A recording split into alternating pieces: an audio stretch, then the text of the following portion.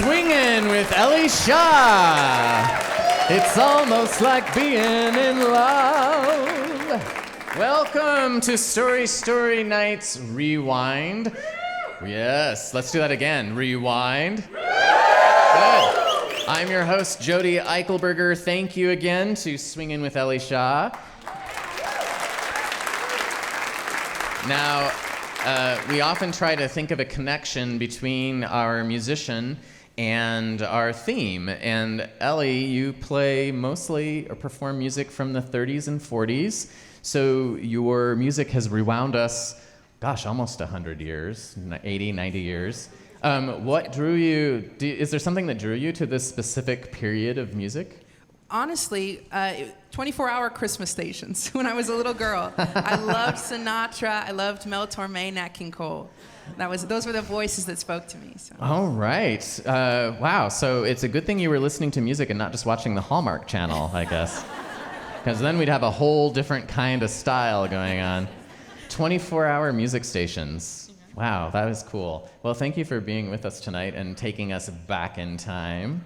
That's super fun. And of course, I also want to recognize our interpreters tonight. We have Lavona Andrew here. And Sierra McIver will be coming up and alternating to give each other some rest with their hands, yes. Yes, and some of you know applause for the deaf and hearing impaired, looks like that. And if there is a person in the audience who is deaf or hearing impaired, we also invite you to be a Story Slammer. You can put your name in at the Story Slammer booth, and we have an extra mic for our interpreters so that they can voice your story if you are interested in doing that. And more about that structure of the show. So to start things off, let's rewind back to September of this year, when the mayor of the city of Boise announced that Story Night was going to be the cultural ambassador for the city of Boise for the next 2 years, which is super exciting. The mayor chose Story because she recognized the importance of storytelling in community and also to highlight the diversity and that everyone belongs. It's a city for everyone, and that is part of the mission of us being a cultural ambassador, is to make sure that we serve that function as well. Now, the whole, speaking of rewinding, this all started with this tape recorder. Yes, it brings joy to everyone.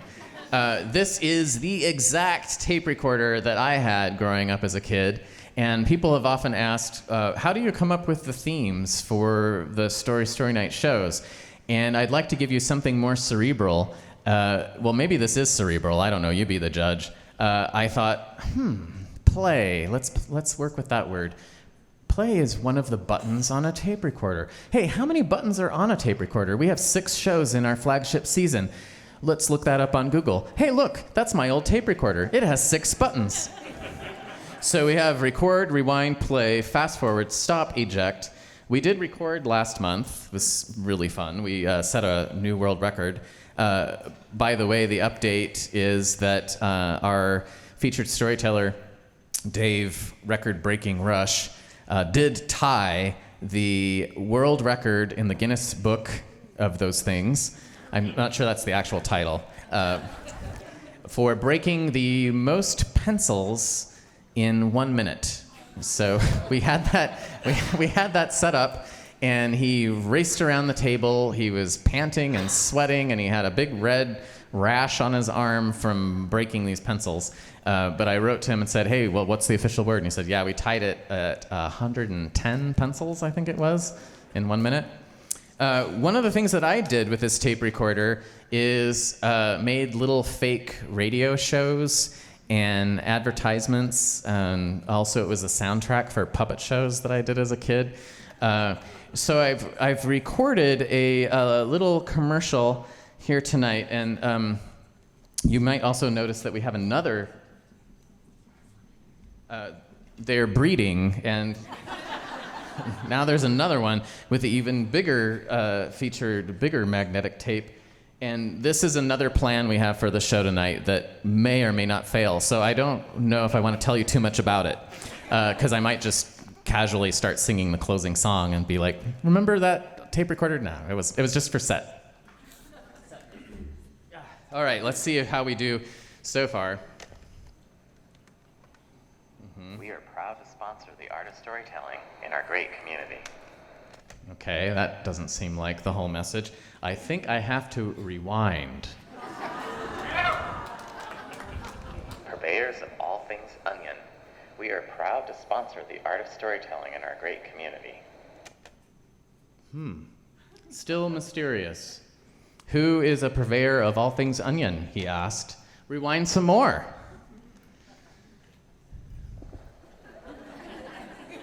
Flavors Incorporated, Oh. purveyor of all things onion.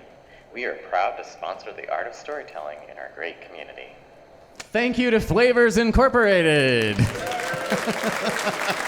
Hey. That actually worked way better than I was expecting. Flavors Incorporated.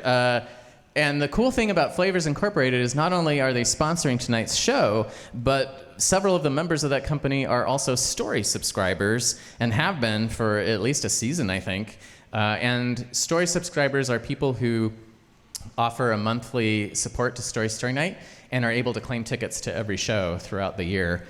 And so we want to thank our Story subscribers too. How many people here tonight are Story subscribers? We just have a show of hands. Look at them all. I love that. Thank you for that. And that's been a great base for us. And then, of course, we also have a season sponsor tonight. They are sponsoring the entire flagship and are back with us this season. They first sponsored the season last year, and that is the Chandro Group. So thank you to the Chandro Group.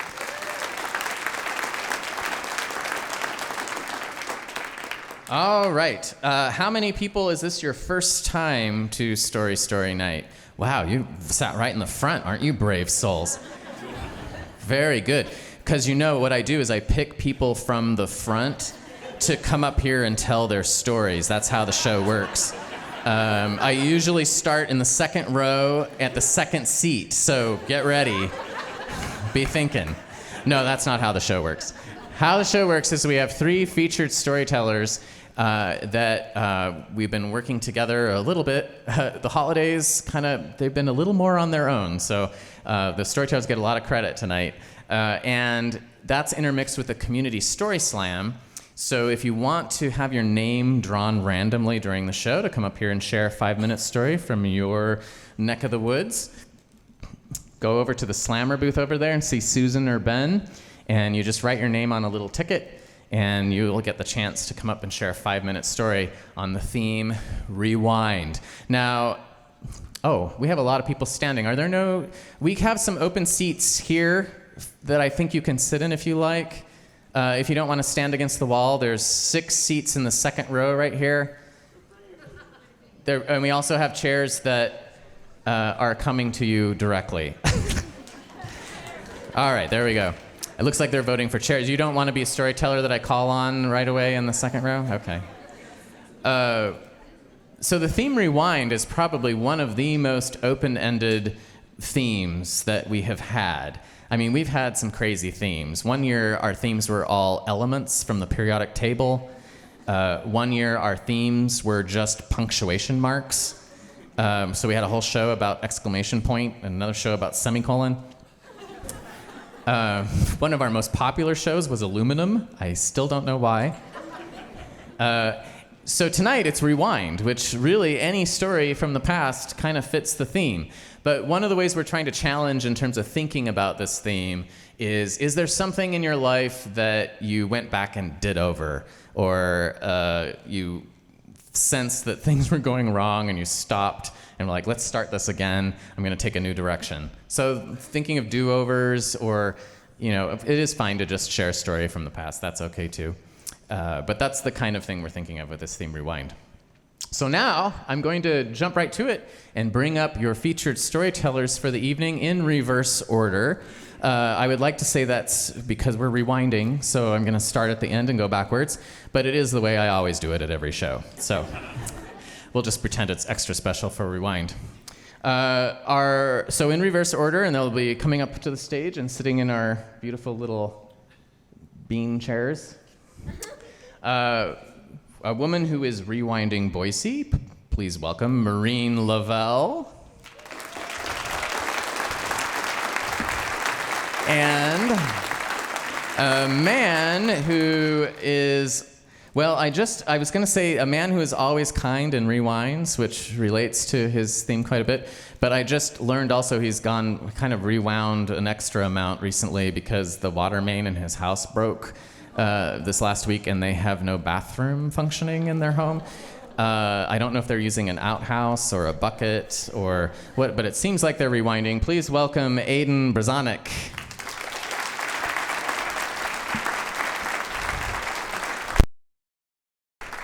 Thank you. We have a cat litter box. Oh, a cat litter box. Oh, very good. All right. I think you need to keep rewinding. Yeah. And first up to the mic, a person I haven't even been able to say hello to yet tonight, and not a stranger to Story Night, has a lot of history with Story. And she is a person who knows that you cannot rewind on live radio. Please welcome to the mic, Amanda Peacher.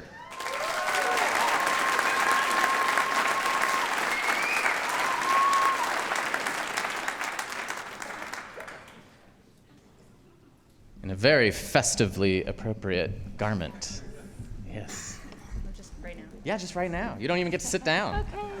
They left you the green chair, though, so you're green on green. Yeah. Thanks, Jody.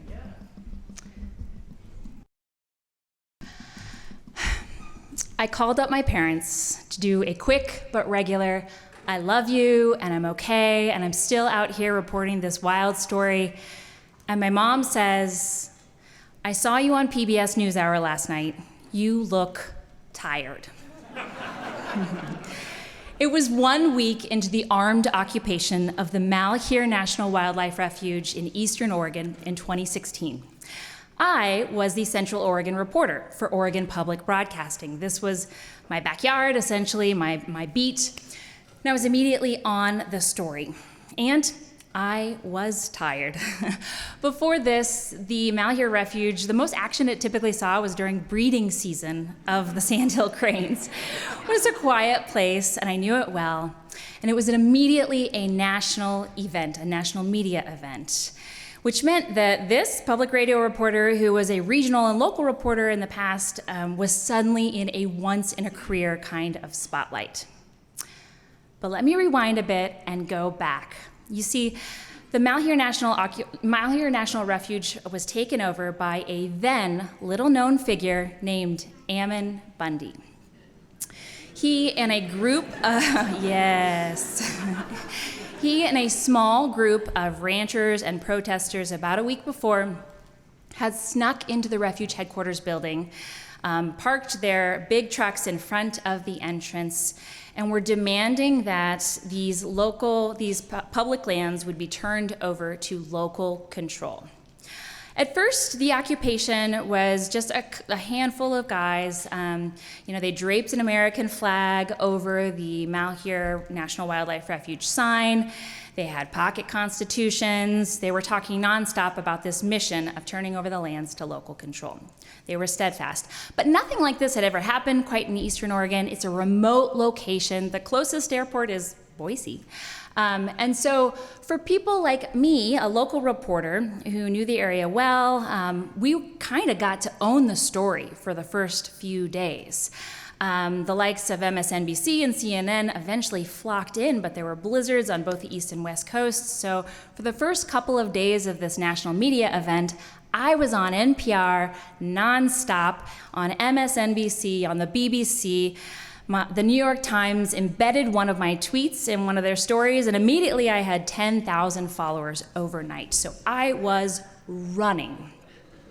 And I'm not going to say I didn't enjoy some of the adrenaline of the breaking news, but this was a very bizarre story. So reporting on the Malheur occupation would go something like this day to day. I would wake up in Burns, which was 2 hours away from where I lived, in Bend at the time. It was often before dawn. I would send my husband a text, I love you, how is our kitten? And then I would drive in sub-zero temperatures to the refuge. tromp around in the snow with my microphone, interviewing the occupiers, interviewing Ammon Bundy, who were vague and often self-assured.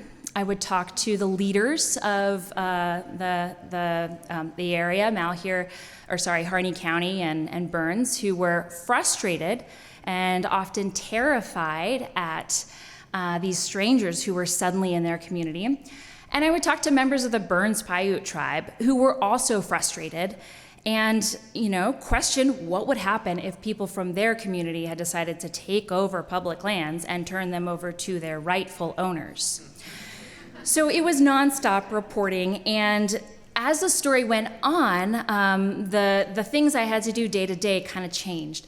So one day they decided to take down a fence between public and private lands. It turns out the rancher who owned the private lands did not much appreciate that. Another day, some of the occupiers bulldozed a road through what is actually a protected archaeological site, a new road. Another day, one guy showed up with one of these like huge African horns, like an antelope horn, and would just blow it into the cold winter air as some sort of signal. The figures that this occupation attracted were complicated and interesting and dynamic, let's just say. I interviewed one guy who I think was from Utah. He would only ID as Captain Moroni. He was in black and white fatigues, kind of a young guy, and I asked him, if law enforcement decides to sweep in here, are you prepared to use your firearm? And he said, I didn't come here to shoot. I came here to die. And that was the level of intensity these people brought to this mission. And as Ammon Bundy and the other occupiers got more of a national voice on media, sorry about that, I guess, more and more people flocked to the refuge to become part of this cause, from Tennessee, from Texas, from other parts of Oregon, from Idaho. Some people showed up with their kids, families, to be part of the occupation. Armed occupation protest families doesn't necessarily go together in my mind, but in theirs, it did. And so for the 41 days that the occupation lasted, I was running nonstop. Every day a new story to tell, every day someone new to interview. There were protests, counter-protests from bird lovers and public lands lovers in Bend and Harney County. And it was an ever-changing and dynamic event. Now, every couple of days, I would get a chance to go home, maybe do a load of laundry. My husband, Thomas, is an immigrant. He's from Austria. We were newly married, and so we were kind of like fresh into this life together. He had just applied for his green card. We had an upcoming appointment, one of those sort of prove you're not fake married appointments with U.S. citizenship and immigration. So there was a lot happening in our fresh life together. We were trying to have a baby. A little hard to do when one of you is in Burns and the other in Bend. So the occupation took a lot of space and time. And when I say Ammon Bundy occupied and the other occupiers took over a physical space, they also occupied our collective attention and energy. And for weeks, it seemed like this was not going to end. Now, I'm not going to say again, I didn't appreciate and enjoy the adrenaline rush of breaking news. I liked to be the one who owned the story, and also it was my duty to be there, to be the one who could provide context and analysis, to ask the hard questions, to ask law enforcement, why aren't they moving in? Why is the electricity still on? To provide facts to counter some of the things that were happening and being said at the occupied refuge. But if you ask me now, would I have chosen perhaps another story to launch me into the national spotlight and be the defining moment of my career? Probably say yes. So the occupation wears on, and at one point it gets dark. Ammon Bundy and some of the other leaders take a convoy of vehicles up toward a community north of Harney County, and they are finally stopped by law enforcement. One of the occupiers reaches for his firearm and is shot and killed by an FBI agent. Ammon Bundy and the other occupiers are taken into custody. Now, you might think that that would have been the end of this story, this national event, but it absolutely was not. At the occupied refuge, some of the people stayed and continued to protest, continue what they saw as a movement. The scene in Harney County was chaos with protests and counter-protests happening. The story continued, and that meant I continued to stay to cover it. I would call up Thomas and say, I don't know when I'm going to be back. I don't know when they're going to leave. It's still an ever-changing situation. I need to be here for it. And as the occupation wore on, finally it became these 4 no-name holdouts who were just hunkered down in front of a campfire, refusing to leave with their firearms. And that meant I wasn't going anywhere either. But my husband's green card appointment was coming up in Portland. One of those non-negotiable, sit in front of a federal agent and prove that your husband should get to stay in the country kind of thing. So it got closer and closer to the date in Portland, and the 4 holdouts are still there, not going anywhere. And finally, it's the day before I need to drive from Burns to Portland to be there, and it seems like they're close to leaving. They are in negotiations with law enforcement. There's some signals that they're maybe gonna give up. And I wait and I wait. I'm outside. By this point, law enforcement had surrounded the occupation perimeter, or the refuge perimeter. And I'm outside the FBI boundary, just waiting for a word. And it doesn't happen. Dusk falls, and I start to think, am I gonna not be here for the end of this story that has been so important to my career? I have to go. Thomas is texting me every so often, like, hey, how are you doing, my love? And I wait as long as I can. NPR asks me for a live update on Morning Edition, which is the middle of the night, West of the Coast time. And I say, okay, I'll do that, and then I'm gonna go to Portland. And I have about 8 hours to get there for the appointment and 6 hours of driving to do. NPR keeps delaying the broadcast, and I'm sitting in my car on the side of this isolated road, staring at the roadblock, thinking about this story and wondering, not only am I going to make it for my husband's important appointment, but am I going to miss out on the end? So finally, I do the 2-minute live hit on NPR. Mary Louise Kelly is very sweet and befuddled at the whole story. I jump in my work Subaru. I drive the 2 hours to Bend. I pick up Thomas, and he's like, great, glad to see you. We drive the 4 hours to Portland as fast as the icy roads will allow. And we get there for just enough time to have a coffee, and I sit down with Thomas, bleary-eyed, in front of the federal agent, but I am there. And she looks at Thomas and I, and she smiles, and she says, Amanda Peacher, I didn't expect you to show up today. And I'm like, at first I think I did something wrong. Like, well, why? And she's like, well, I've been covering I've been following your coverage of the occupation. I heard you on NPR like 2 hours ago. I figured you would reschedule. And I am like, what? That is an option? Can I get a rewind here? Because the very strict seeming letter you get from US Citizenship and Immigration does not have a checkbox saying, click here if you want to reschedule. But apparently that is a thing. Still, I am glad I showed up that day. I left Harney County. My husband did get his green card. He is here with me tonight. And yes, the occupation ended. I wasn't there to see it. The holdouts gave up. They surrendered. One of them said hallelujah. Instead, I chose to be occupied with my husband and our future. Thank you.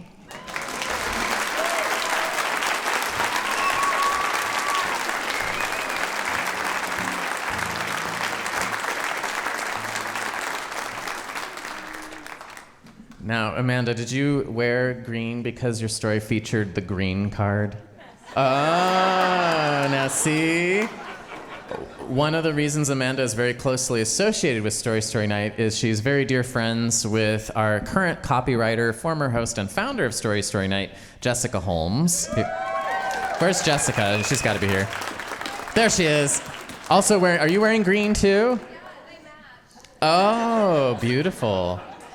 So Jessica, when she was hosting, was very carefully curated what she wore.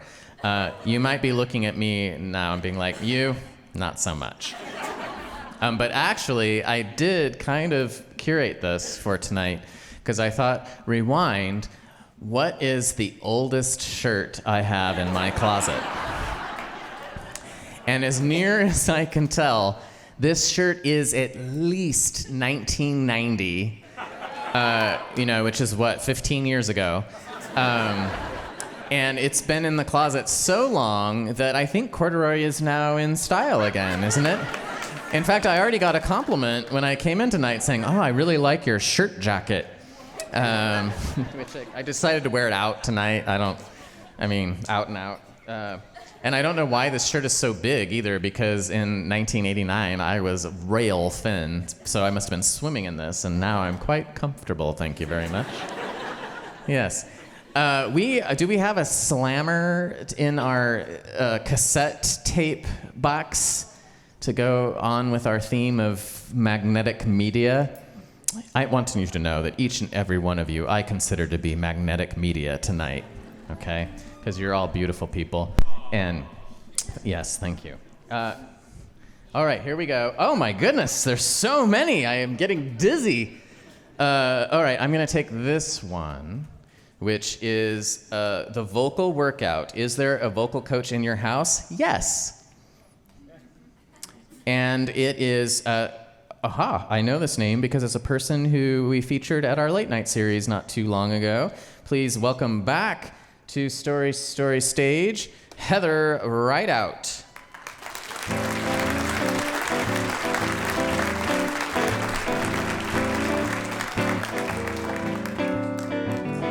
Now, Heather was in a show that the power went out in the middle of the show, and we had to finish it using flashlights, but she was the lucky one who went first. But just in case, for no particular reason, I'm also going to record your story on this old reel-to-reel tape deck for backup, okay?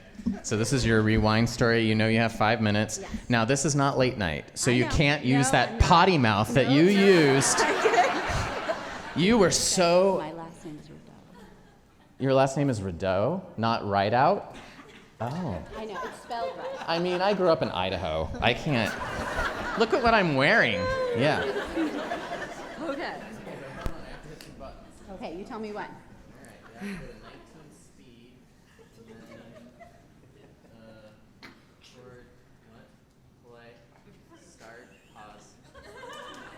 Look, it's moving. Okay. Okay. I was standing along the side of a road in Pennsylvania, kind of south of Duncannon, with my thumb out, and I was wearing hot pink fluorescent shorts with a rainbow unicorn hat and a backpack on. In summer, sweating, hadn't had a shower in 5 days, and this is how I was trying to get a ride. I was trying to get to the Wegmans, the grocery store. If you know it, it's an East Coast chain. It is amazing. And when you're hiking a total of 2,172 miles from Georgia to Maine, you really, really want a grocery store. You just dream about grocery stores.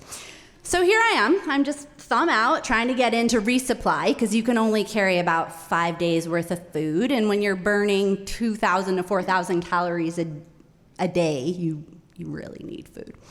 So here I am, and I wait for a little bit, not too long, and a guy pulls over, and he says, all right, get in, I'm picking you up, because if my daughter was trying to hitchhike, I really wouldn't be happy about it, and I'd want her to be safe, so please get in. Does your father know you're doing this?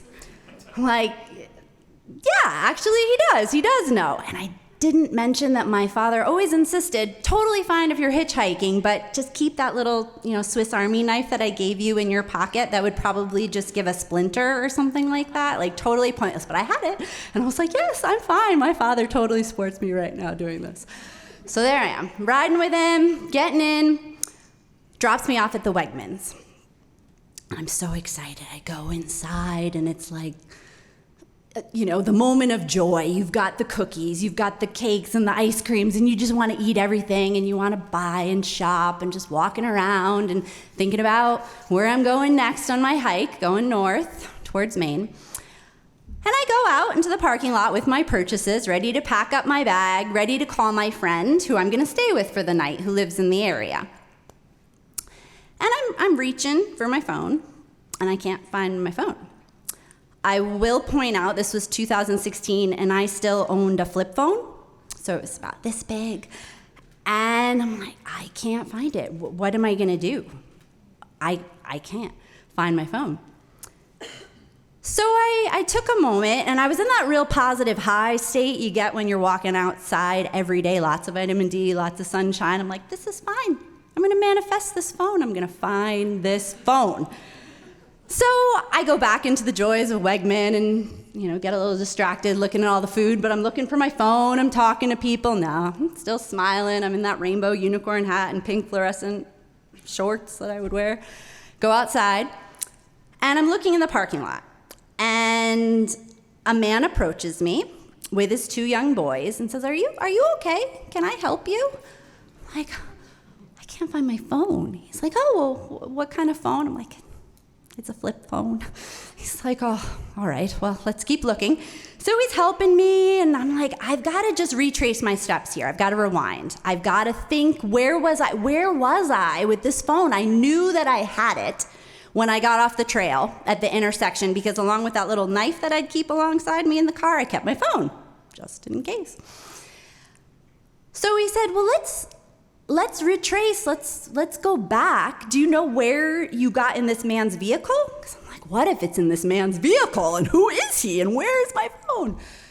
So I said, yeah, I think I remember where I got in his car. He said, well, let's get in the car. Let's go there. Let's go find this spot close to the Appalachian Trail. I'm like, okay. So I get in the car, big old truck, and he's got his kids, and they were getting ready to go to the Tasty Freeze before they met me. I'm like, I will buy you all the Tasty Freeze and me too, if we can just find my phone. So I'm like, I think this is the spot. And I get out along the side of the road, still sunshiny, still pretty darn positive I'm gonna find my phone. And he said, did you leave your ringer on? I said, yes, I did. So I give him my number, he calls, and there I hear it. I hear my phone along the side of the road in the little brush of Pennsylvania, and I run to it, and I find it. I'm just, oh my gosh, this is amazing. Life is just great. So I said, can I take you to that Tasty Freeze? Can I treat your whole family, your town, everybody? And he's like, no, we're going in the other direction. I'll drive you back to the Wegmans. Maybe he was ready to be done with me because I hadn't showered in 5 days. I don't really know. But he brought me back to that parking lot, and I thanked him profusely. And then I said, I'm just going to rewind again back into the Wegmans, and I'm going to celebrate with a pint of ice cream. That was it. Thank you.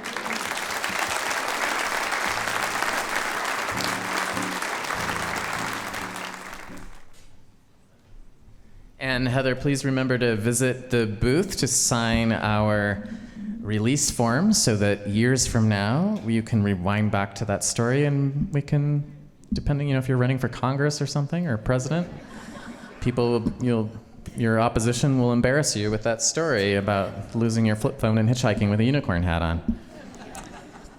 All right, let's bring up our next featured storyteller, straight from the kitty litter. It's Aiden Brazonik.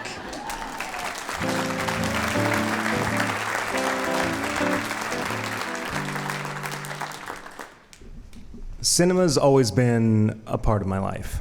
I grew up in a family that values movies over a lot of other things. I think most weekdays would be spent watching noir films, Turner Classic Movies, and that I think is something that I didn't have a lot in common with a lot of my friends. My dad and my stepmom were the noir junkies. My mom was the weird 80s horror kid. So bouncing back and forth between those things, that was my childhood. When my dad remarried, they got remarried at the Flicks in Boise. Something I think that if that got out, then there'd be a pretty good side revenue. But no, I've always been around film. In high school, I took Japanese class for 3 years, and I assumed I was going to be going to Japan with my friends, but we happened to win a national Emmy in high school, and instead of going to Japan, I ended up working with Larry Gebert at KTVB at 4 a.m. for my entire summer. Pretty good.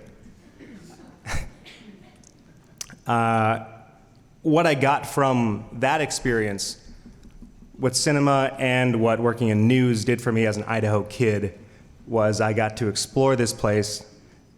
For whatever reason, the higher-ups at KTVB thought it would be a good idea to give a 17-year-old his own car, his own gas card, and travel around the entire state shooting stories.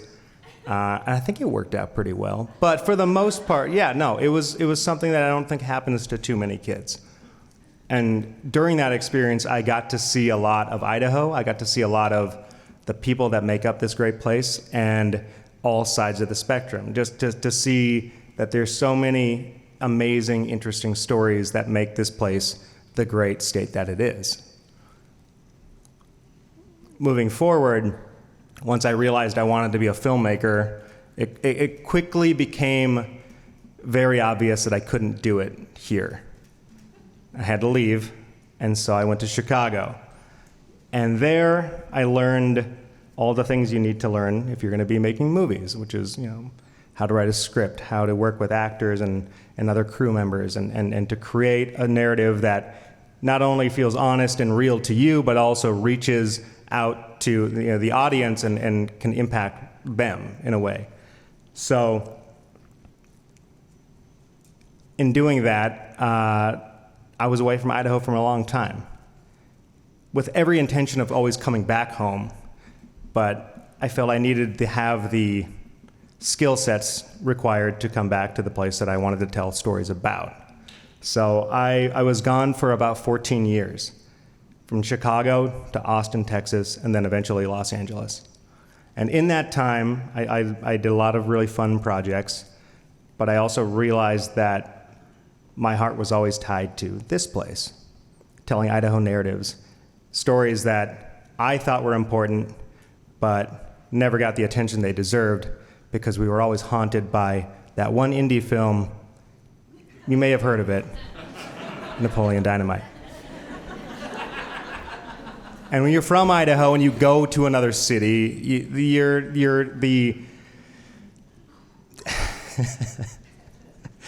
the stereotypes sometimes present themselves that everyone in Idaho is a character in Napoleon Dynamite. There's nothing wrong with that. It's a great movie, but it still haunts me. And so living with that kind of baggage that Napoleon unwillingly gave to me, I wanted to show the other side of what this state was. I mean, that movie is fantastic, and it is a spectrum of what Idaho is, but it's not the entire spectrum. So in 2019, I came back home ready to do my version of what I think Idaho films were going to be, like to tell the story of what Idaho was for me growing up here, being a fan of noir and westerns and all the stuff that was on Turner Classic Movies. And then the actors' strike happened, and every week we couldn't make our movie. So in waiting for that, I had a mentor, and he said, well, you wanted to make a movie here, but that wasn't your whole goal. What was the actual identity that like you're trying to build in Idaho? What was the thing that you wanted to do? And I said, well, it's build a film industry, but not just an LA film industry, not just a New York industry. How do we tell Idaho narratives and stories that matter to people that live here? And he said, well, you don't need to do a movie to do that. You're smart. I said, okay, yeah, you're right. So we had the idea to make the Idaho Film Society. And this is a society like a lot of other places like Austin, Texas, where it's like it's rooted in community and rooted in stories that are important to the people that live in that city. And that's what we wanted to do here. And somehow, in the matter of 6 months, we assembled a 14-person board of directors, over 40 volunteers, and we pulled this institution together. And you may have not heard of it yet because it's not really a thing. It's 6 months old. But the goal is to build something that's a real staple for Idahoans and for film lovers. And in that process, it's great to have a nonprofit. We are a 501c3. We're about giving back to the community. But being a nonprofit isn't enough. If you're in film, you have to have an identity, a location. And it just so happened that the bus station, the Greyhound station on 12th and Bannock, was available. And one of our board members, Eric Gilbert, you may have heard of a little thing that he's helped create called Tree Fort. I talked to him after the 2023 Tree Fort, and he said, we did our thing here, and I was like, yeah, it was really cool, man. The bands and the fact that you had a dance set up, and there was also just like drinks, and there's so many different things happening in one building. What are you gonna do with it? And he said, well, we've got El Cora now. We're not doing it, but you should talk to Andrea, the owner of the building, because she's all about building community. And so I did. I messaged her and was completely blown away by the fact that she just said, sure. I was like, what are you talking about? Why are you saying that? And she's like, well, this is a part of Boise that hasn't really been developed yet. You seem like you care enough about it that you want to make it happen. So why not? And so over a couple of very easy, 2 suspiciously easy meetings, she said, why don't you just take this for the next 3.5 years and see what you can do? So we signed a contract, and now we have a physical brick and mortar home. And that building is 10,000 square feet, so it's a lot of space. And our plan has been, from the beginning, to consolidate all the things that Idaho is lacking in film production that all these other states around us have, that we could very easily build if we had the right, the right moment, and that's what we have. So, in a matter of 6 months, we've assembled an entire group of people that care about film, that want to see film thrive, honor the history and traditions of film, and in our 10,000 square foot space, we are building a 6 days a week movie theater, doing second run films with 10 film curators, a sound stage for film production, a coffee shop for creatives to hang out and be around other artists and be inspired and have the motivation and passion to make films and not have the kind of gatekeeping that happens in bigger cities like Los Angeles or New York. Make a space where artists can meet and talk and feel like they're part of something that's bigger than them, and then be inspired and then go out into the world and create something new. So this is coming together far too quickly. It's very suspicious. And the entire, the fact that I wanted to tell Idaho stories, and there was a kind of, I think, a need for this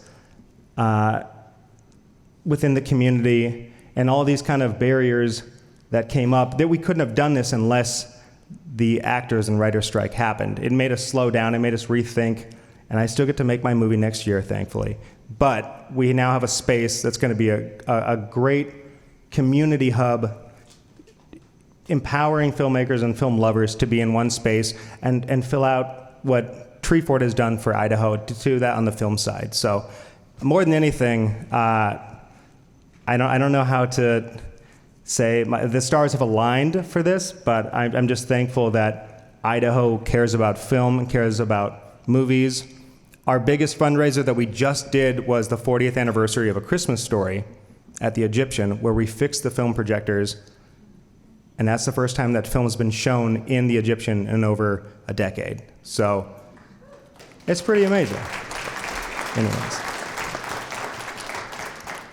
we're so thankful that Idaho has responded to this. I think film and the bus station and reusing and repurposing these places that were considered maybe obsolete or not of value, and then seeing the enthusiasm that has come back with them has just reaffirmed everything that we're trying to do, that there is a place for physical film and movies in Idaho. You don't need to forget the past. You can champion it. You can tell stories that matter, and the future's never looked brighter for film in Idaho. Thank you.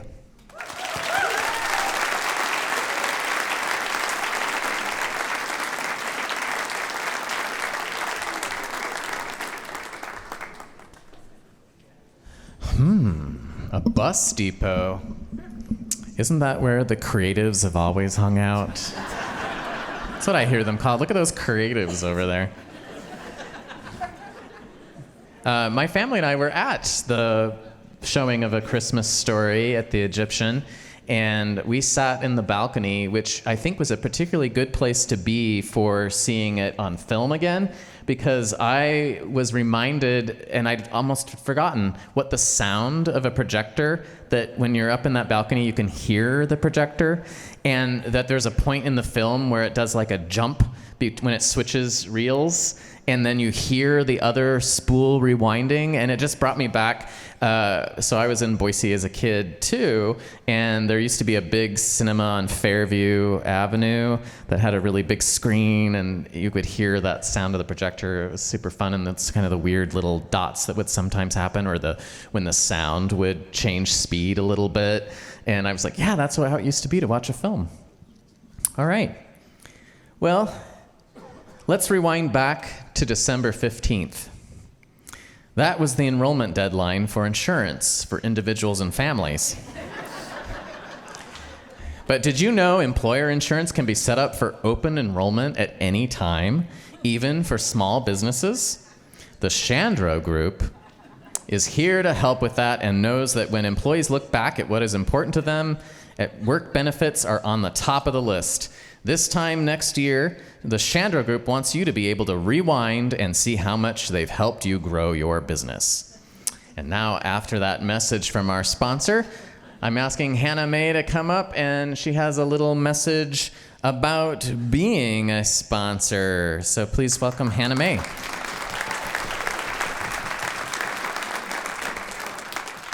I actually have a game for you guys to help us brainstorm during intermission, and a couple messages from our current sponsors from this season. So behind the scenes fun fact, as most of you guys noticed, Story Night loves themes. We do a lot to theme out the entire event, and we do the same thing with our sponsors and our show sponsors. The game for you guys to play is we have 2 shows this season that are still in need of sponsorship. Our March show is Eject, and our April show is Stop. So the game is think of a business or a business type and a tagline for the business that can fit the theme. So some of the examples, Jody did a really great pitch for Shandro Group with Rewind. I spoke with Flavors today. Flavors had a tagline for their business, Flavors Inc., purveyor of onions, where each bite is a rewind to farm fresh delight. Fast forward in February is Apple Plumbing and Bath. I took the liberty to write one for them. Fast forward your bathroom remodeling dreams with Apple Plumbing and Bath. I asked a few people for some examples for our future one, Eject in March and Stop for April, and that's where I need your guys' help us find a new sponsor. But some examples, If there's any ski shops, eject your boots, not your bones. Stop in April. An idea was, if anybody knows of pest control companies, stop the infestation. If there's any alcohol or addiction recovery, stop your vice, live your life. So if you guys have any ideas or you know any companies or themes of companies, I will be at the Slammer booth and you guys can stop by and let me know your business ideas and taglines. Thanks, guys.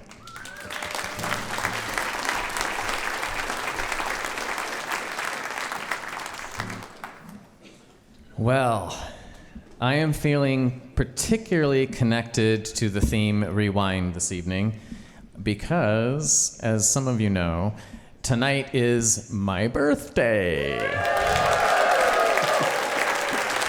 So, about the time that the doors opened here tonight, adjusting for time zone, is when I entered the world. And I was born at Vandenberg Air Force Base, so nobody, fans of Vandenberg, great. So no one was allowed to be in the delivery room, not like today with your, whole family there to witness this miracle. No, it was just my mom and a very gruff doctor and some forceps. That's what we did back then. We just pulled the child out. Now, I'm not sure that my mom counts as an audience necessarily. Oh, by the way, she's here tonight. Where is my mom? There she is. Oh, wow, they turned the lights up. I'm not sure she counts as an audience, but that's my segue to also that this is the release of a book I just published called Audience of One, Stories of Stage, Screen, and Solitude. And thank you. And when it launched earlier this month, it was tracking apparently on the Amazon stats as the #1 new release in puppets and puppetry. Yes, thank you, I'm very proud. Also #1 in Broadway and musicals, which is interesting. It is the ultimate rewind because technically it is a memoir. Not #1 in that category. There's a woman named Babs who also released some kind of book. Apparently more people were interested in her book, but that's all right. That's okay. Just timing, I guess. With Rewind and it being my birthday, I was thinking back to some birthdays, and my 50th birthday was during the pandemic. And so we had to get very creative because we were concerned, as many people were. And what my family came up with is that we would drive up into the foothills where there are no people. And we parked our cars with the trunks facing in like a circle, like a wagon, pull up your wagons kind of thing. And we opened up our tailgates, and we each sat in our own party on our tailgates, and there was a table of food way in the distance. And each person from their car could go over and get some food and then bring it back, and we all sat watching each other as we ate. So that was nice. My 40th birthday, this is a time that I didn't live in Idaho. I was living in New York, but I would come here for Christmas every year. And as my birthday is 3 days after Christmas, we would celebrate my birthday here too. And my family rented a little cabin up in Tamarack. And so we went up there. And it snowed a lot that year. We were very snowed in. And of course, we did have to go skiing. I did mention, also, I was going to say in the book, the first chapter, the whole concept of Audience of One was a trip that I took to London in college. And it was a theater and music studies. And I went to this show at a pub theater and quickly discovered that I was going to be the only person in the audience.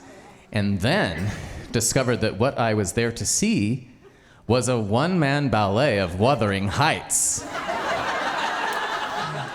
So that set up the whole concept for the book. And what's kind of fun is that tonight, and in the copyright page, there's mention of people's names being changed for privacy. And so this person's name was changed, so I'll leave it up to him whether he lets you know his real name or not. But my friend who was with me in college in London is here, Aaron. Oh. Erroneous. Yeah. And it's also interesting here that he's here tonight because in Tamarack, of course, we had to go skiing. But the very first time I'd been skiing was with Aaron when he'd come 20 years earlier to visit. And he is a skier, and so he took me, the Boise boy, up to Bogus to ski, which I had never done before. Our family always cross-country skied, so I didn't really know anything about downhill skiing. So he was the expert. He took me up the hill. We went on the chairlift. We get off, and I'm like on the trail, and I'm like, oh, I know this. This is just like cross-country skiing. And he's like, no, this is the cat trail. That's the trail. And I turned and looked down this sheer cliff that went straight down the hill, and I was like, there is no way. Whoop, there he went. And I'm like, how can anyone go down this? It's straight down. And then I look down the hill, and I see a bunch of second graders. And they're making their way down the hill. I'm like, oh, come on, I can do this. Plus, now I'm like 20, so I'm invincible. So I pointed my skis down the hill and was like, whoop. Wow, I got going fast. And I was like, I'm doing it. I am so good at this. I did not look graceful. My poles were flailing around. My skis were coming up and down. And I was flying down the hill. But I was standing, and I was going to beat Aaron down that hill, I'm pretty sure. I was flying down that hill, and then I don't know where it came from, but this snowbank thing, and I just went into the snow.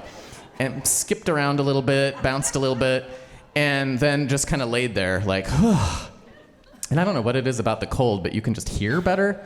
And so I had passed those second graders. Fortunately, didn't kill any of them.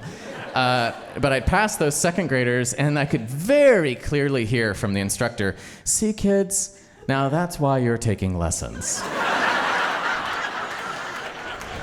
So back at Tamarack, we're snowed in up there, and our family does pretty crazy birthdays. This birthday was themed after the Roald Dahl book and then later the adapted film, Fantastic Mr. Fox. So we did all sorts of activities, including portraits, and we became robber barons with ski masks and all sorts of things. And we also played Whack-Bat, which the rules for Whack-Bat are extremely bizarre and complicated, but we did it. We had our stick runners and the umpire, and what you do is you light a pine cone, and then the stick runners have to run back and forth until the umpire calls hot box. So we did a lot of running around. We didn't know what we were running around for, but also we didn't have to run very long because we had a lot of trouble keeping the pine cone lit. So it ended very shortly. But we were in Tamarack, so I did have to ski. But this time I was like, I don't really know how to ski. I learned from that second grade instructor. So I'm going to be just on the bunny hill. But I got kind of bored on the bunny hill. It was fun, but I said to my sister, and there's my sister. Whole family on my birthday, that's nice. I said, don't you think there's a hill maybe I could do a run? Is that what they're called? A run that I could do? And there was one called Waltz, which sounds super innocuous. I mean, 1, 2, 3, 1, 2, 3, 1, 2, 3, super easy. So she's like, okay, I'll take you on the run. So we get on the ski lift, and we go up, and I get off the ski lift, and I immediately wipe out. And later learned that I lose my cell phone, and I'm scrambling to get up, and I lost my cell phone, and there's this guy with his 2 kids who want to go to the Tasty Freeze. And it was no. Okay, that was a different story. So we start going down the waltz, doop, doop, doop, doop, doop. And I wasn't going straight down. I was trying to do a little bit of curves and everything, but I still was gaining a speed that I was not comfortable going. And then eventually it happened to me again, where I just creamed into a snowdrift, and later learned that I performed an operation that is referred to as yard sailing. Because I apparently threw my poles and also lost my skis and somehow completely disappeared into the snow. So there was just a pile there for sale. And then my sister came up very concerned until I peeped my head out from the snow and demonstrated that I was conscious and breathing, and apparently my limbs were attached, and then she fell because she was laughing so hard at my great display. This time I did not, when I was in my 20s, I just had a headache that went away after a little while. This time at 40, didn't go so well. I ended up with, I believe, a torn ACL. So I was limping for quite some time, couldn't really sleep at night. And then it was time to leave, and the incredible amount of snow, we dug ourselves out, and I'm driving my mom in her car, and we need to put chains on. Well, I can't bend one of my legs. So I'm putting the chains on by going into a superhero pose with one leg straight under the car and my other leg bent, although I didn't look like a superhero because I kept falling over. And then it became a different version of Whack-Bat because I didn't get the chains on correctly, and we couldn't go faster than 25 miles an hour or the chain would whack the car.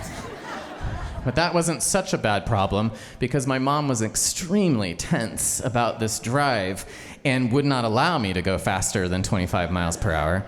And I'm driving and like, whack, whack, look over at her. She's just like, her eyes are darting all over the place. Like, oh, there's so much snow and the road is bending and there's still snow and the roads are terrible. And then out of the corner of my eye, I see her kind of discreetly reach into her purse for something in a sandwich bag and kind of like, And I drive a little bit longer and then I look over at her and it is a totally new person. She's looking out at the world, just breathing it in and enjoying it. And I'm like, what is going on? And she's like, isn't it beautiful? So quite a chemical change of perspective. And time changes perspective too. And so I look back at those ski trips and I think, if I rewound and went back to those, would I do that again? Yes, I sure would. And we're gonna take a 10-minute break.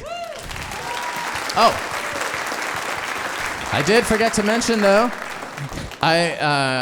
we will have some merch available out in the lobby during intermission. The bar is open in the back, and I will also be available to sign Audience of One copies if anybody wants that done. And then we'll come back here to hear some more stories. Thank you so much.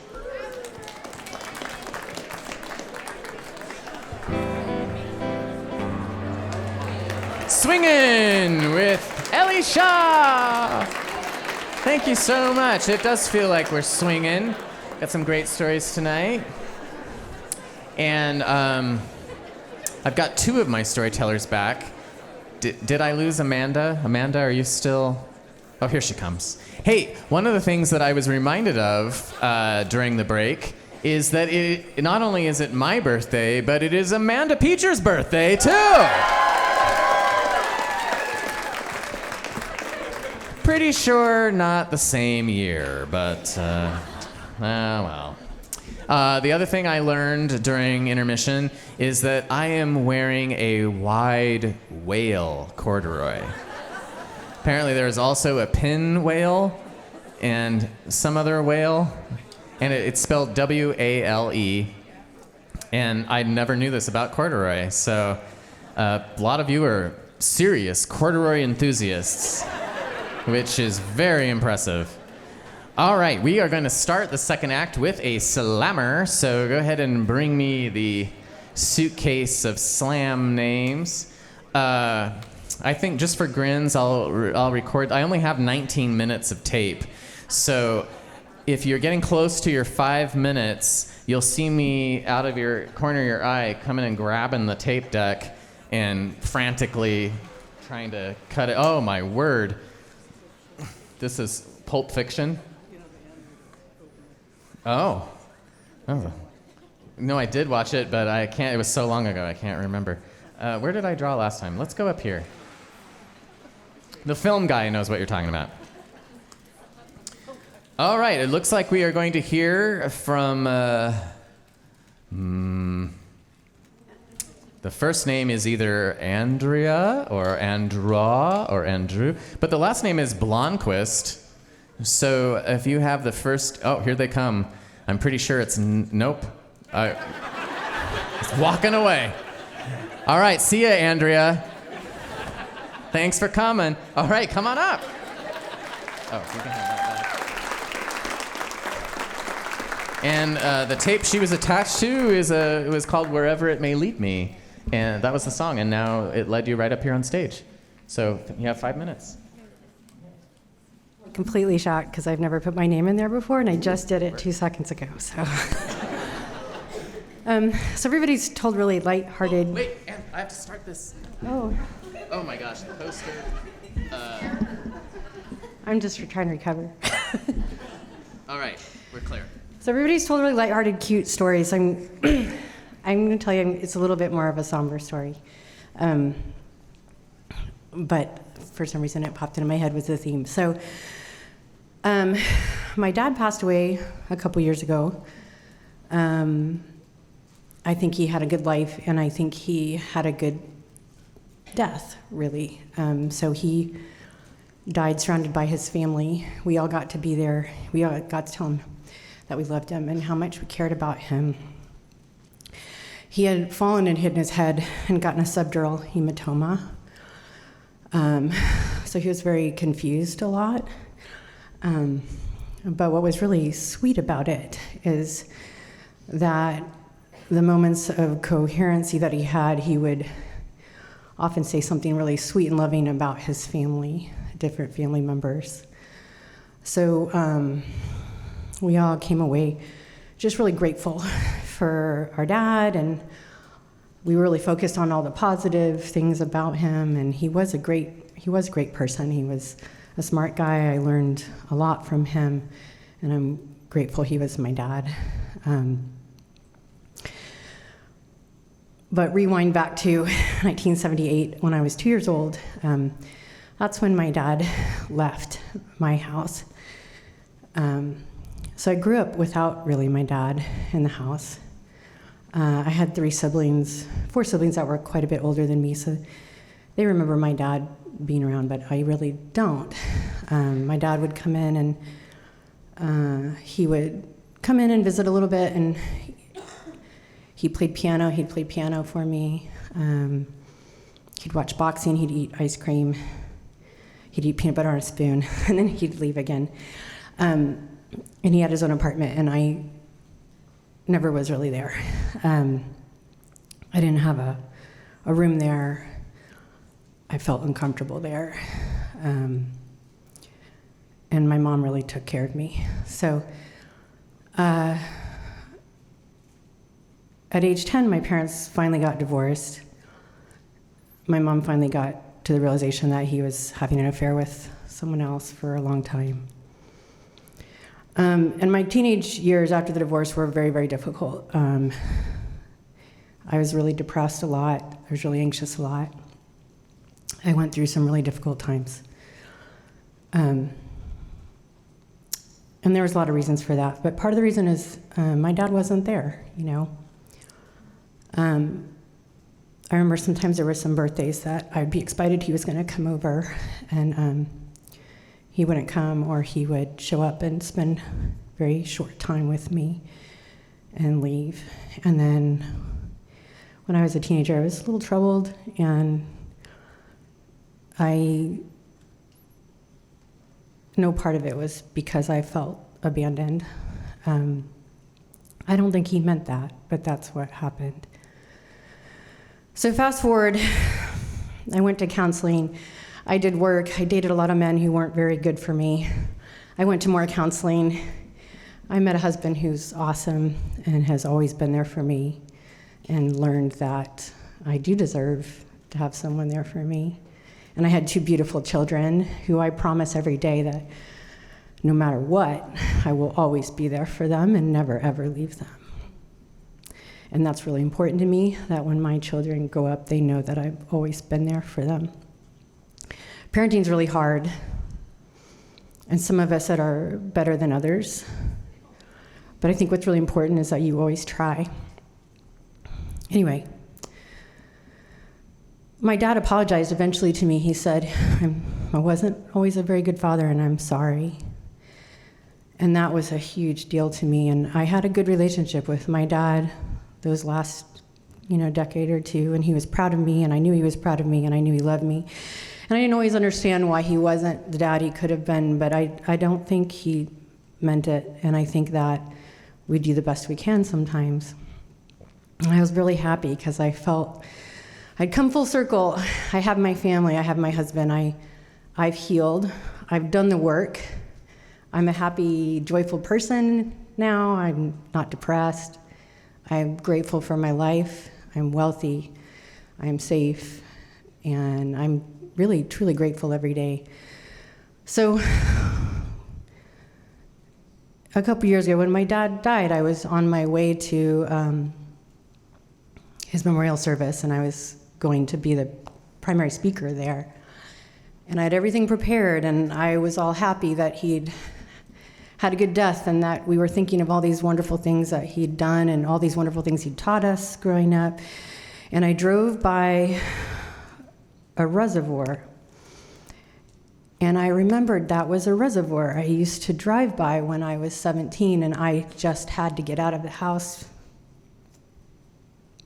because I was so depressed I couldn't be in that house anymore. And all of a sudden, all of that hit me like the wind was knocked out of me, and I had to pull over, and I had to just cry. And I couldn't understand why I was choosing to focus on this terrible part of my past when I had forgiven my dad, when he was overall a great person, and why was I thinking of these awful things again? I had fixed this, I had been through this, it was done. And I called my wonderful husband, who sat there while I cried on the phone and tried to pull it together so that I could go speak at my dad's memorial service. And I did. And I was fine. I was able to remember all the great things about my dad. And he was a good person. So I think what I wanted to say is that sometimes when you have your brain rewind and you don't want it to, and you think those things are coming back that you think you're done with them, sometimes you're not done with them, but those are the things that made you who you are. And those are the things that make you grateful for everything you have now. And you have to just be with that sometimes. The people that love you are complicated. Sometimes they hurt you, and sometimes they don't mean to. Parenting's hard, and sometimes you screw up. But those are things that make you who you are, and it's important that you embrace them and learn from them and move past them. So.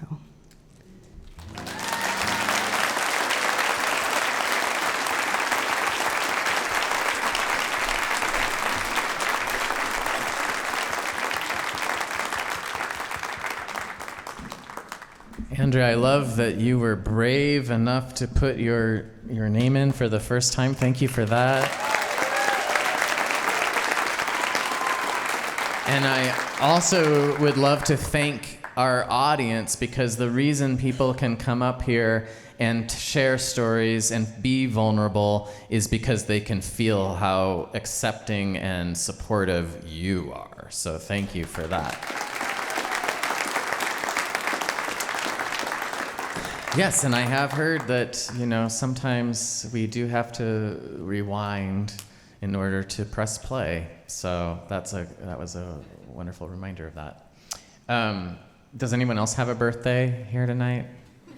Is it just Amanda and I? Do we get to corner the birthday tonight? For a couple days, yeah. I know people are going to have birthdays in the next few days too. Yeah, that's true. Our final featured storyteller is taking a position which very much involves rewinding Boise. So please welcome to Story Night for the first time, Maureen Lavelle.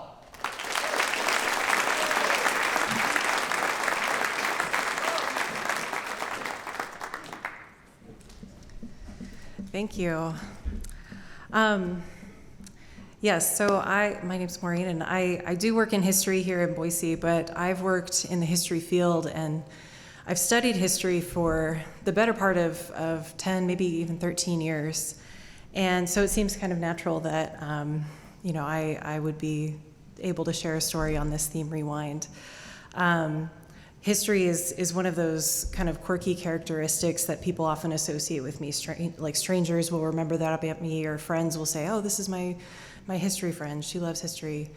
Does anybody here, I'm just curious, have a friend who, when you talk to them, they might respond to you in song lyrics? Does that sound familiar?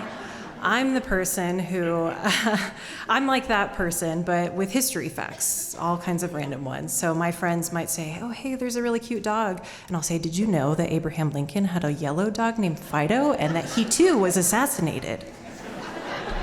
There's no reason for that. But I like bombing these people with all my random knowledge. But thinking tonight about the concept of rewind, what actually stuck in my brain was when you hit the rewind button on the tape deck, sometimes you hear that garbled, squeaky, high-pitched noise as the tape winds backwards. And that made me think about how it's dangerous, or maybe it can be a problem if you allow yourself to rewind and not listen to the whole tape, if you let messages go by without discerning what they are. And the stories I want to share tonight have to do with my understanding of history, of historical context, and trying not to forget the bigger message that can get lost. In the summer, after I finished 6th grade, my dad came home from work one day and he said that he had to go to a conference in West Virginia, and he decided he was going to take me, and we were going to make an epic road trip of the whole thing. We were going to travel all over the East. And this is back before we had internet at my house, years before smartphones. So when it came to planning our trip, it really involved my dad coming home every day from work with a stack of printouts from websites like MapQuest or websites like touristy things to do in this state or this town. And one day he came home with a long printout from a website that was something to the effect of weird places to see when traveling through Virginia. And some of those weird places, I still remember there was Foamhenge, so Stonehenge made out of foam. Or if you're going to Northern Virginia, you could see, I remember the Drug Enforcement Agency Museum, and you could check out what they have in their collection. I think there was something in there too about the world's oldest ham is in Virginia. But anyway, of all those appealing choices, what actually stuck in, what I was immediately hooked by, was an entry that described visiting the grave of a man's arm. And I don't know why, I do not know why to this day, why I latched on to that particular site, but I had to see this grave dedicated to a man's arm. I should mention too, growing up, I think I was fairly normal. I didn't go to cemeteries. I didn't collect, bird bones or anything strange. But I was electrified by delight that I wanted to see this grave. On this printout that my dad had was a pretty grainy photo of a stone marker, and on the marker, all it said was, "Arm of Stonewall Jackson, May 3rd, 1863. I had never heard of this person before, didn't know anything about this guy, but I was going to Virginia, and I was going to see his arm. Now, my dad, so really this site anchored our road trip, and my dad, I think, he was kind of excited to kind of cultivate this newfound passion I had to see this grave. It was probably the first passion that he could ever somewhat relate to. Harry Potter wasn't his thing, but visiting the arm of a Civil War general was like, okay, I can work with that. So we set off in July of that summer. And before we went to the arm, we made a few stops to help fill in my gaps of knowledge. So the first stop, I remember, was Antietam National Battlefield, and that's where I learned This man, Stonewall Jackson, was a Civil War general. He was a Confederate general, and he was beloved by his men, for his soldiers, for pulling off daring and risky attacks in battles. Our next stop was to a place called Manassas National Battlefield, and that's where I learned that this man was given the nickname Stonewall because he was very stoic and composed on the battlefield, and nothing ever fazed him, and that was inspirational to his men. There stands Jackson like a stone wall. Our next stop, our final stop, was a place called Chancellorsville Battlefield, and that's where I learned that in the midst of the battle, Stonewall Jackson pulled off a surprise attack against the U.S. Army, and it was in the middle of that attack that he was accidentally shot by his own men. His fellow Confederates fired upon him. He wrote, "You shouldn't ride in front of your own lines in the dark, in the woods," just as a disclaimer. But he was mistakenly shot by his own men and injured several times in his left arm.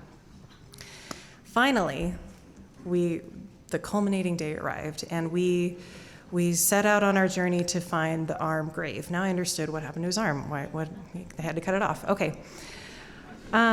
It took us a while to find this place. There's a lot of winding roads in Virginia and country highways, and it was difficult to locate this kind of dirt road.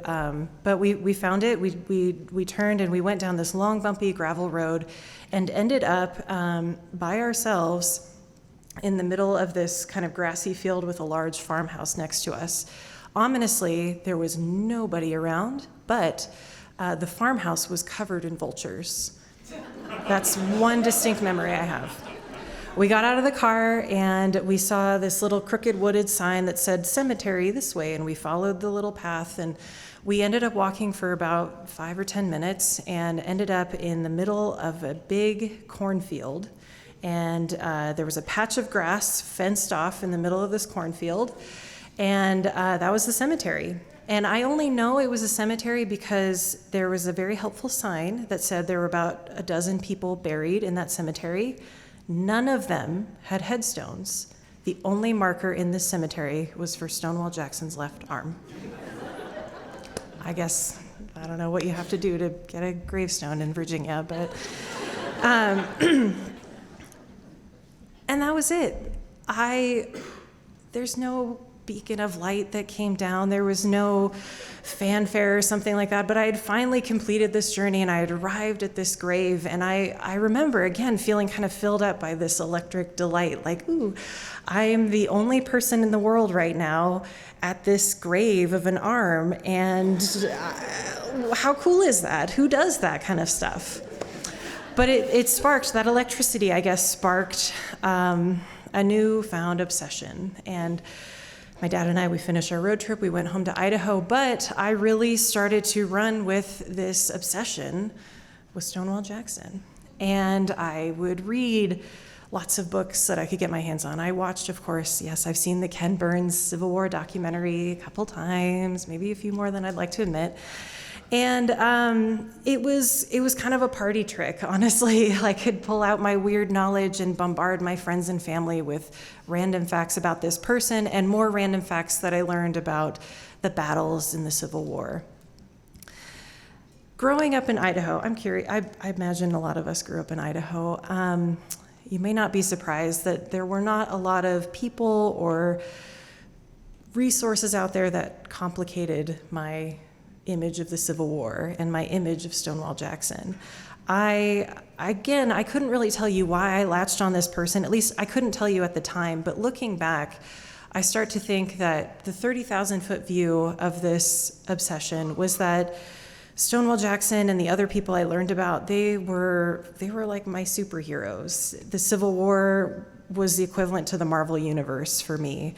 And the battles and the thrilling underdog story and the Civil War generals, they were my action figures. And I would do things like, I went off to college, and I remember baking a cake on a certain person's birthday, and my college roommates came home and they said, well, who are we celebrating? Well, have you ever heard of? And I would do weird stuff like that, and I just continued to fill up with this kind of joy of like having this novel obsession. But in 2015, a year after I finished college, I got my first job in the history field. And I became a park ranger with the National Park Service. And yes, it included the whole uniform and the Smokey the Bear hat and a cool little badge.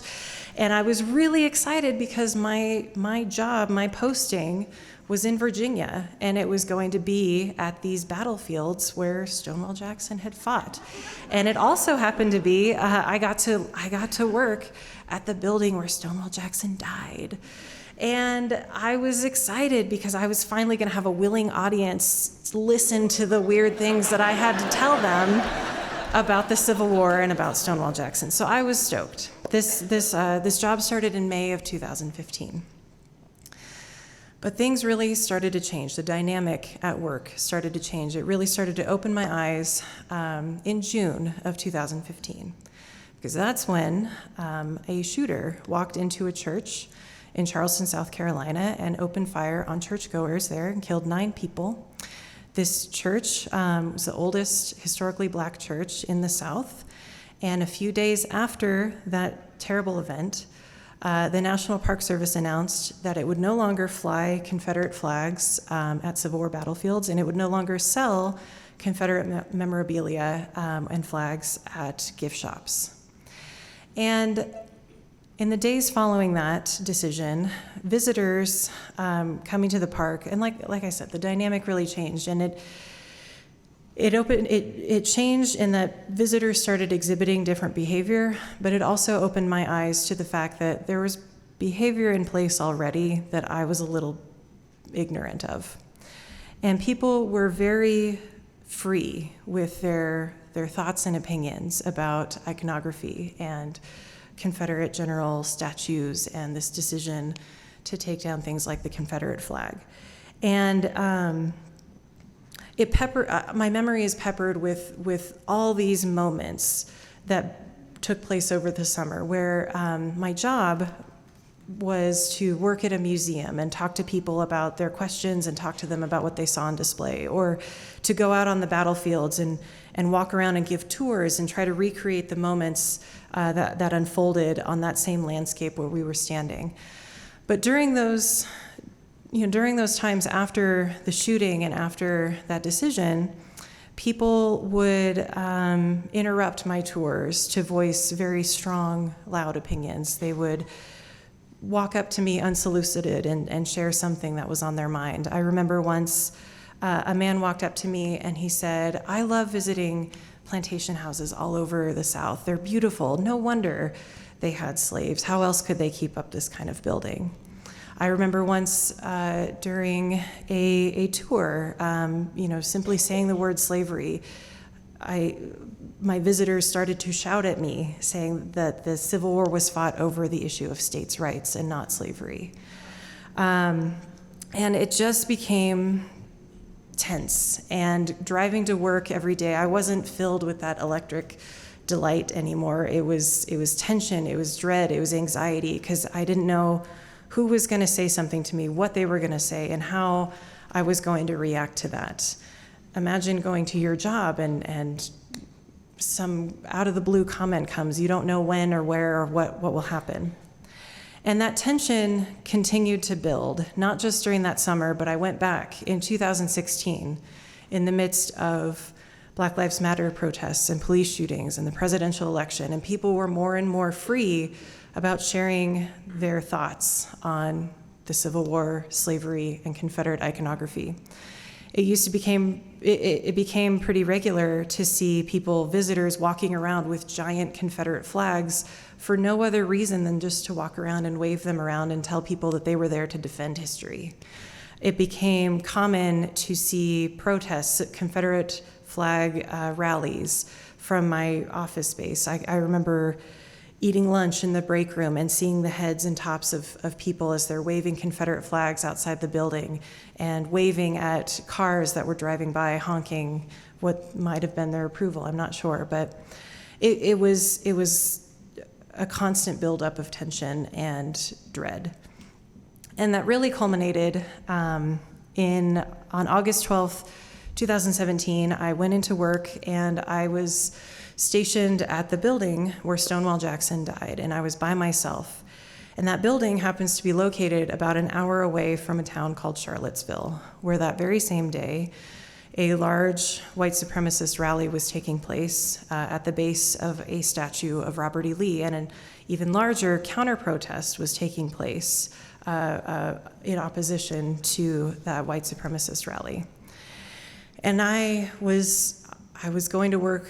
I was scared. I wasn't sure what was going to happen. I wasn't sure if I was going to be visited by people who were purported to be at Charlottesville that day as well. I saw a lot of Confederate flags that day mounted on the backs of pickup trucks, and a lot of people did come into the building, but fortunately for me, no outbreaks of violence, no overtly harsh or terrible words were spoken, except the things that I could see and hear coming from my smartphone as news coverage continued to roll in from Charlottesville. My time as a park ranger, it really shaped my perceptions of the past and what I think my responsibility is as a public historian. I came to recognize very deeply that there weren't a lot of things in my world specifically that complicated these narratives of my superheroes, but I became very aware that for a lot of people in this country, those realities, those terrible, harsh realities, were very apparent to them, either at a young age or because of some violence or because of hateful language spoken to them, unsolicited. And I'm humbled by and embarrassed by the privilege that protected me from those narratives for such a long time. But it's something I've tried to learn from, and I'd like to continue. I will continue to learn from. It reminds me, much like when you hit rewind on the tape deck, that it's important not to rush past and just find the tidbit story that you want to focus on.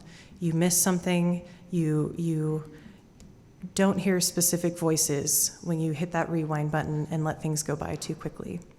That's the lesson I've taken away from this experience, and I thank you very much for your time.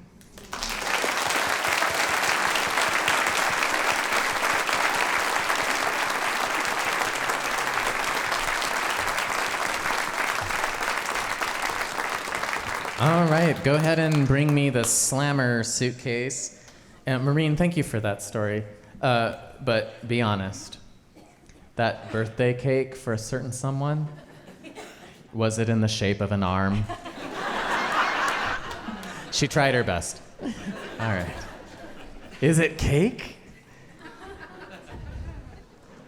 All right, let's have Elizabeth T. Elizabeth T.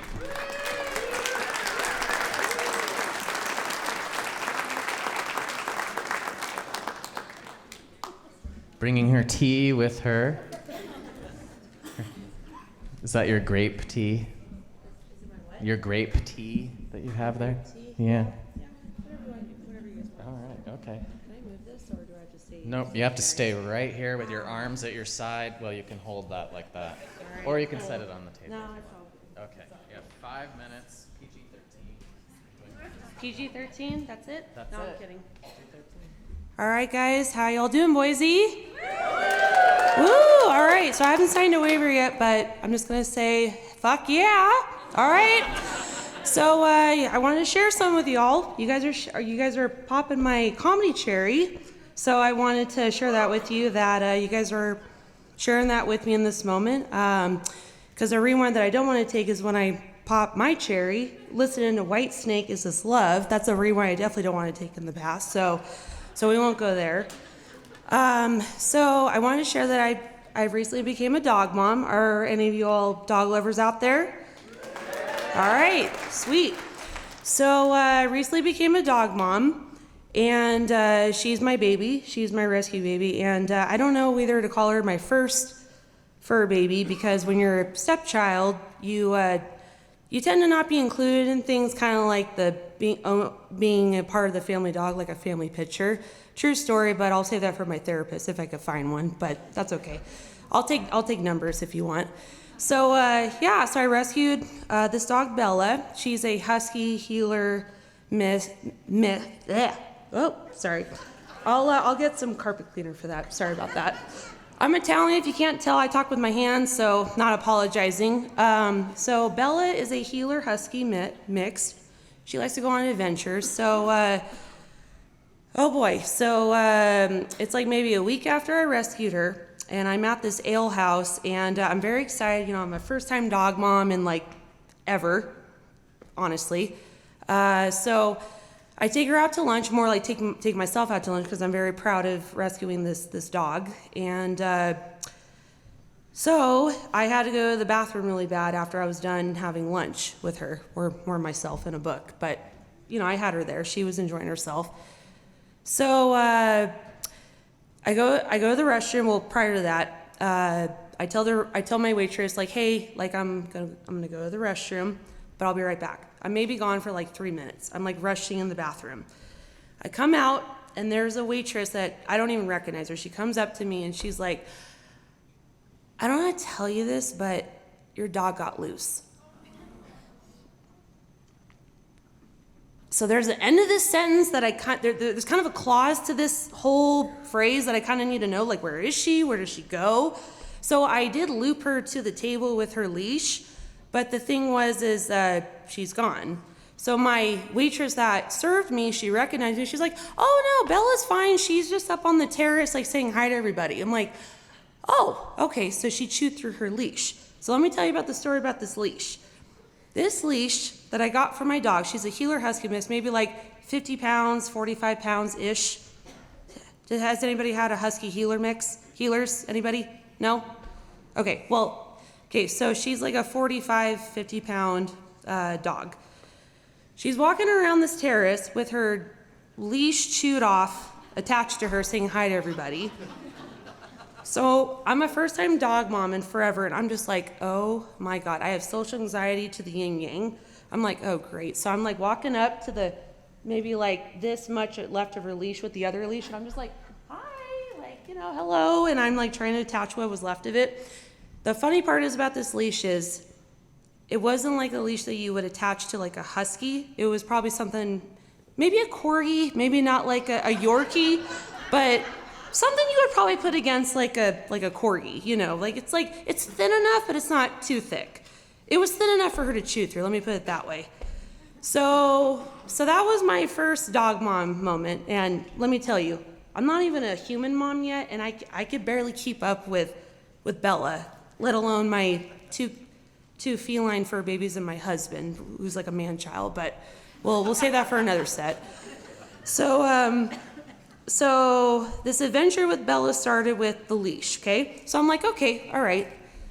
Maybe not like, you know, this kind of a thin leash, but I'll get her like a thick leash. So I got her a thick leash. But then I thought, oh, what if I put her in a harness? That's gonna keep her in there. Does anybody remember what part she is? Not healer, but husky. So my husband and I were cleaning out our garage, and I thought it would be a good idea to loop her against the workout bench with this harness on her. What do huskies do? They pull, but not just pull, she pulled out of it. So we're cleaning this garage, and all of a sudden there's a harness with a leash attachment and no Bella. So I'm like, okay. So then I look down the street, and there's Bella two houses down, just booking it, like she's just going after us. I'm like, oh great. So then I unlooped it, and I'm like running after her down the street, and mind you, like I have no idea where the hell she's going. Sorry, I know we're not allowed to swear here, but I don't know where the heck she's going. So she's running down the street, and I'm like booking it after her. She goes through, they're neighbors, but maybe I've waved to them a couple of times. I don't know their names. She runs through their open garage into their side door, you know, the door that you leave to the backyard. She runs through their open garage, through their side door to their backyard. So the first instinct that I had is I just need to just block her in there before I have to chase after her again. I run through these neighbors who I've never met before. I go through the garage, shut the side door, and hold on, it gets better. And the first thing I thought was, okay, I got her in the backyard. I'm gonna go to the front door and knock on the door. And I tell them, hi, my dog is kind of in your backyard. Can I come get her? They're like, oh yeah, come on in. It looks like she's eating Mitten's cat food. I'm like, oh great, that's awesome. And they just invite me to their house. I get her on the leash. And anyways, all I want to say is, if you ever had a dog that means that's special to you, like my dog Bella has, she's reminded me to be in the present and to know that there are good people out there and that being put in the moment out of your comfort zone is the best thing in the world. So that's my dog Bella. Peace, Boise.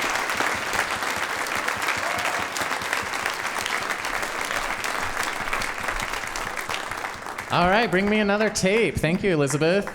That did confirm for me that I am a cat parent. No leashes involved. You're a cat parent too? All right. It's not always easy, though. I have to say, we got 2 cats. They were rescues who grew up together, but we now have an upstairs cat and a downstairs cat because they no longer get along. And I'll tell you what, it's a boy and a girl, and he might deserve it, but the girl stays upstairs, the boy stays downstairs, and during the night, the girl gets the whole house. And one morning we got up, and she had gone downstairs and gathered all of the boys' toys and moved them on the other side of the gate where you could see them, but couldn't reach them. So they're smart. Oh, let's have Amanda. Amanda, it's your birthday. You pick one.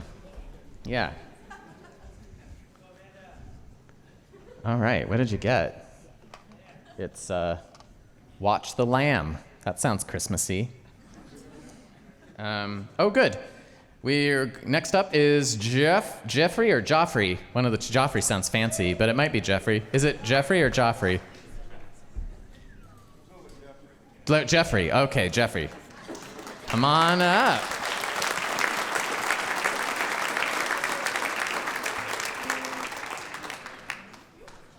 All right, welcome. 5 minutes on the theme Rewind. Oh, I never stopped the tape. Well, we can just keep going. There we go. All right.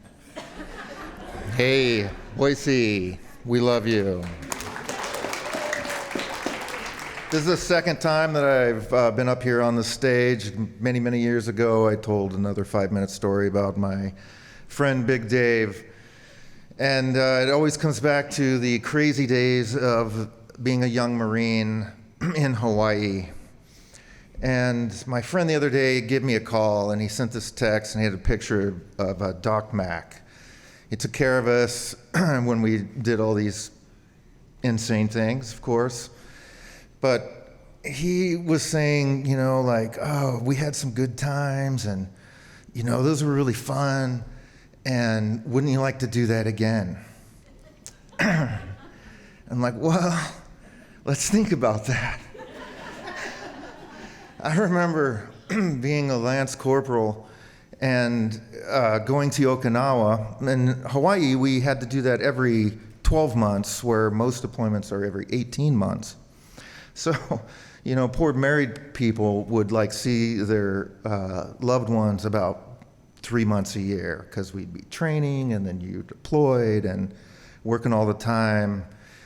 And so when you go to Okinawa, you have to live in these Quonset huts, and it's a big open space, and there's a restroom in the middle with your showers and stuff, but everybody, it's like living with 200 men all the time. And that's probably why I got out of the Marines. I just decided it needed to be a little more economical between the boys and the girls. But I'm sure all the ladies know that it could be quite a nightmare living with 200 jarheads that are about 17 to 20, So you have to take turns, and you have a what's called a fire watch. And so somebody watches the squad bay 24 hours a day. Usually there's a couple of guys, and you do pull a rotation. This becomes a problem mostly on the weekends. And if you don't have to do any jobs or missions, and you're not going anywhere else, you might get some weekends off. And that is just chaos. And my friend's telling me, oh yeah, this was really fun. So I'm thinking back of one particular night. I'm walking up and down, trying to keep all the peace, and it's mostly quiet because everybody's out in town, and they're young, and it's a foreign country that doesn't have a lot of policing going on. And so we usually kind of police ourselves, is what you have to do. So as these kids start coming in drunk, they're very excited about their training and their new job that they really don't understand what it will be. And I remember particularly one private comes in and he throws open the door and he says, "I'm gonna low crawl down the hallway." And so he jumps down on the floor and he starts practicing his perfect low crawl. And he pukes right out in front of himself. And he just keeps running right through it. And I'm like thinking, yeah, I remember that. I wonder if my friend remembers those moments,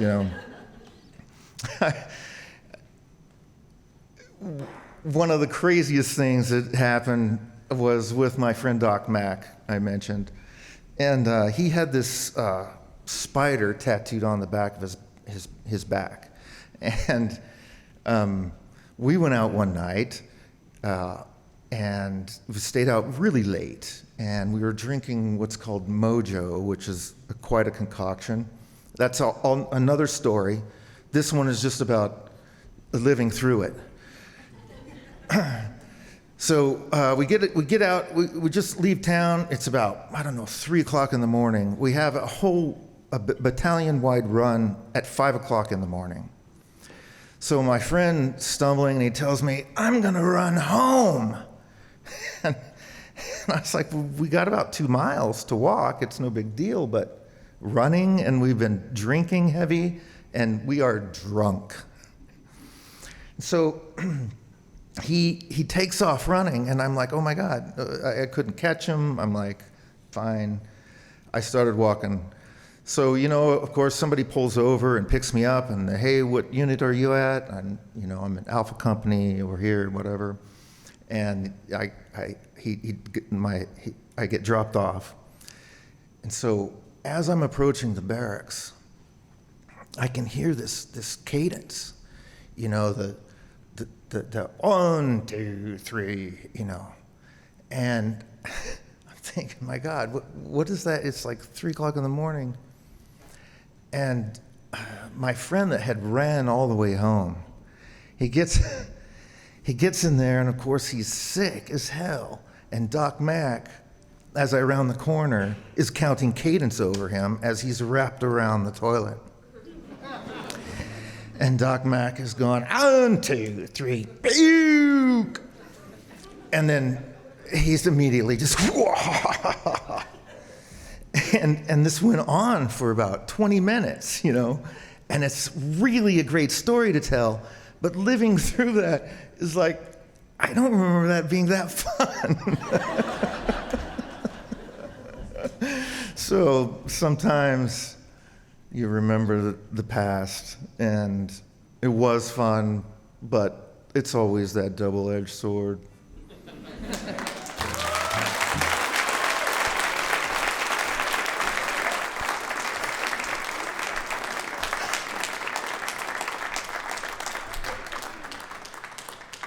Well, like so many fun evenings, it's ended with puke in the hallway.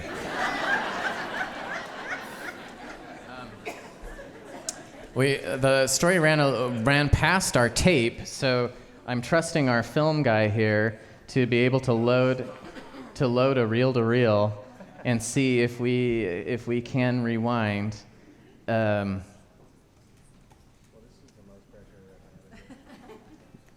So when we can't move on with the show until we get this tape to rewind. Well, while we were working on that, we might have a little something for you with the rewind there. Let's go ahead and cue the. Oh. Well, now that you're up front, I guess you could do the tape. I'm just kidding. We'll do it backwards. We're doing everything backwards tonight. Stories come from the land as well as its people, and I want to acknowledge that we are on the traditional land of the Shoshone-Bannock people. Story Night is supported by public funding for the arts through the Idaho Commission on the Arts, the Idaho Legislature, and the National Endowment for the Arts. We also receive funding from the Boise City Department of Arts and History. Remember, you can listen to podcasts from our shows or see the flagship shows on our YouTube channel. We also have a radio show. It's Story Night on Stray Theater. That's on Radio Boise on Sundays before our live show from 5:30 to 6. I want to thank our crew, technical director, podcast video engineer, and tape rewinder, Stephen Baldessari. Thank you to Swingin' with Ellie Shaw. Thank you to our interpreters, Lavona Andrew and Sierra McIver. Thank you to our photographer, Christina Birkenbein. Thank you to our volunteers and our volunteer coordinator, Natalia DiJosia. Thank you to our board of directors. Thank you to our story subscribers. Thank you to Jump and the crew here for hosting us. As you leave, look for the Idaho Community Foundation's giving station. I got my Story Night vending machine out of there in the lobby there. Join us next on January 23rd for Play, featuring music from E.L. Anderson. And before you go, Story Night. Story good night. Beginning, middle, now at the end. The rewinding. Authentic, inspiring, spontaneous. So thank you. You shared your stories and you really listened. I might have come here as a stranger, but now I'm leaving as a friend 1 year older.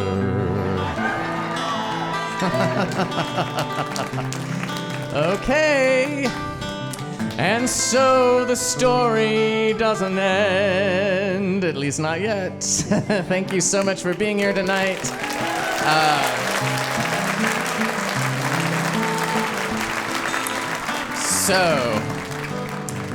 I told you early in the show that I have a book that was the #1 new release in puppets and puppetry. I thought maybe I should prove it to you that I do actually have a background in puppetry. So what's about to happen, I think, is we are just going to stop this tape where it is, and I'm going to go get my little sheep puppet from Story Late Night. And we used to do this thing called the slammer, the sheepish slam, and it was for shy people who would be backstage watching a stage monitor, and at the microphone would be this sheep puppet, and I would lip sync live to the sheep puppet. Would you like to see a sample of that?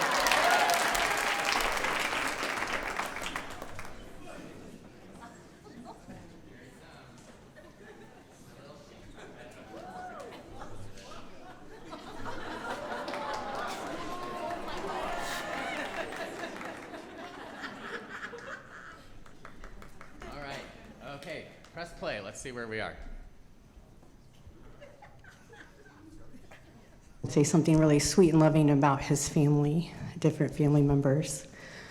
So. No. This is a serious. This is a came serious story. Just really grateful for our dad. Keep rewinding. I don't want to do that to her. That was a vulnerable, beautiful story.